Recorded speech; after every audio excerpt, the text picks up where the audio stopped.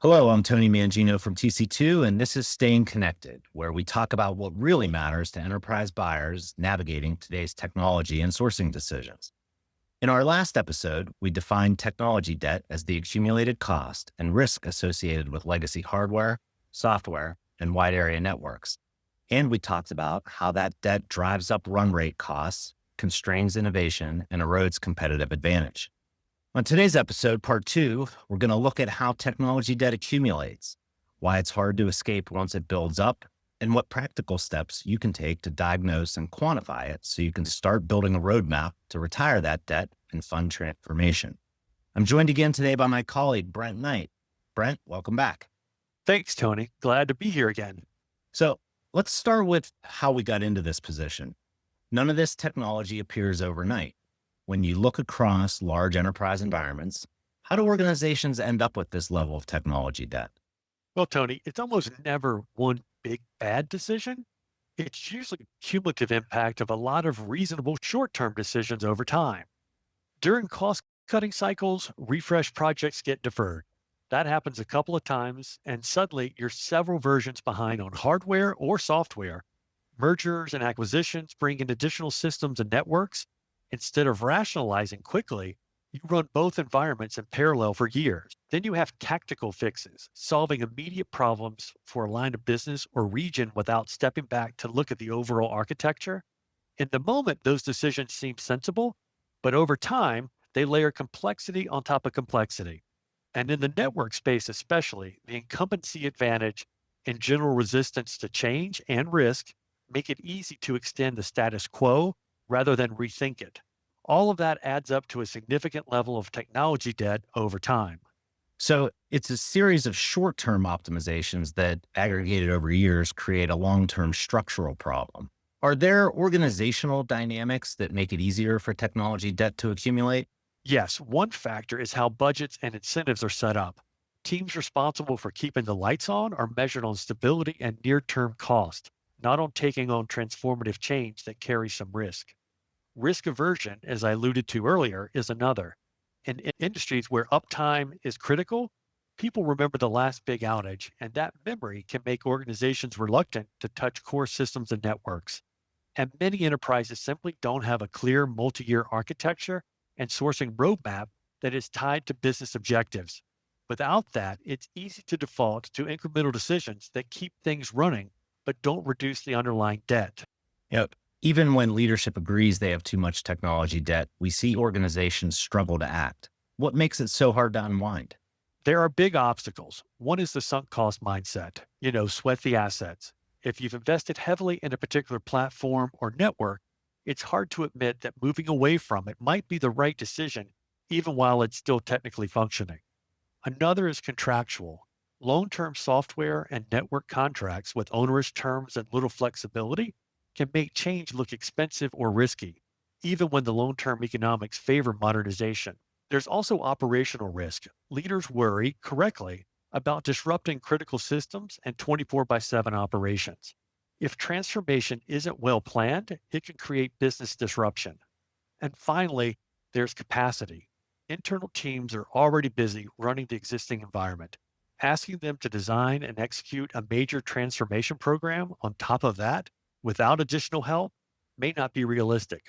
The common thread is that it's hard to make a good decision in the abstract. You need a clear, quantified view of the problem and a holistic strategic solution. Brent, let's talk about building that view. If you're a CIO, a network leader, or sourcing executive listening today, and you recognize your organization in this discussion, where should you start? What does a first pass diagnosis look like?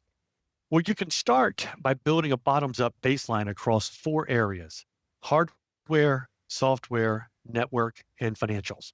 For hardware, you inventory devices by type, age, and support status: servers, storage, network gear, and security appliances. Then look at basic metrics like failure rates, incident volumes, and maintenance cost. That highlights equipment that's out of support, soon to be out of support, or disproportionately expensive to maintain. For software, you list major applications and platforms, including versions, support status, and how heavily customized they are. You flag systems that are into support or approaching end of life, and those that are difficult to integrate with modern cloud services. For WAN, you inventory circuits by site, technology, bandwidth, cost, and supplier. You overlay contract details like end dates, financial commitments, early termination penalties, renewal clauses, transition periods, etc. And you map the architecture, how much traffic is still being backhauled, where MPLS is truly required, and where internet based options could work. On the financial side, you separate keep the lights on run spend from project and transformation spend. That lets you see where legacy run costs are crowding out the budget you need for modernization. So the goal is to answer some basic questions with facts. What do we have? What does it cost? How risky is it? And where are the constraints on change? Once you have that assessment, how do you turn it into an action plan? Well, organized around three levers is the way we see it: retire, modernize, and replace. So, retire is about eliminating what you truly don't need. So, systems, circuits, and hardware that no longer support critical functions. That might be redundant applications left over from acquisitions, circuits carrying no production traffic, tools that have been superseded, or sites that have been shuttered. Modernize means keeping the core function but updating the technology.